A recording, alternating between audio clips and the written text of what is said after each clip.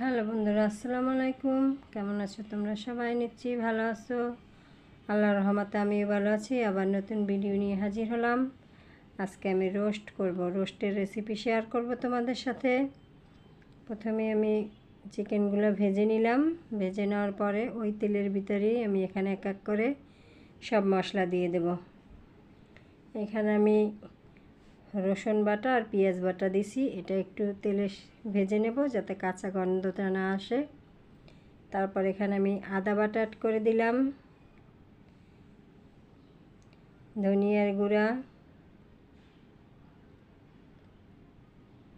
অল্প সামান্য পরিমাণ লাল মরিচের গুঁড়া।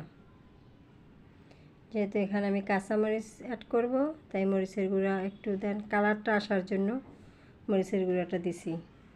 তারপর এখানে আমি রোস্টের মশলা দিলাম 2 টেবিল চামচের মতো। দারচিনি, এলাচি, লবঙ্গ, তেজপাতা এগুলো দিয়ে দিলাম।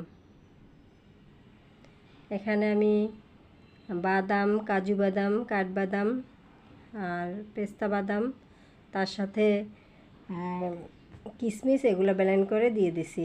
এরপর এখানে আমি 3-4 টেবিল চামচ টক দই অ্যাড করব।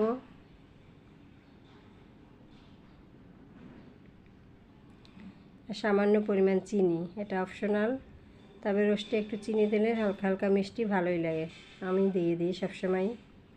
আর 2 টেবিল চামচের মতো গুঁড়া দুধ অ্যাড করছি।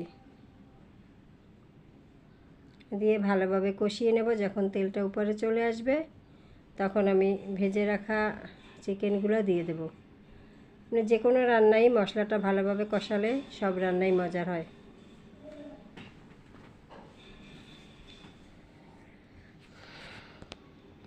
রান্না প্রায় শেষ হয়ে আসছে, দেখেন কালারটাও সুন্দর আসছে। তারপর এখানে আমি একটু পেঁয়াজের বেরেস্তা দিয়ে দিলাম। আমার রান্নাটা কেমন হয়েছে যদি ভালো লাগে অবশ্যই লাইক কমেন্ট শেয়ার করে পাশে থাকবেন। ভালো থাকবেন সবাই।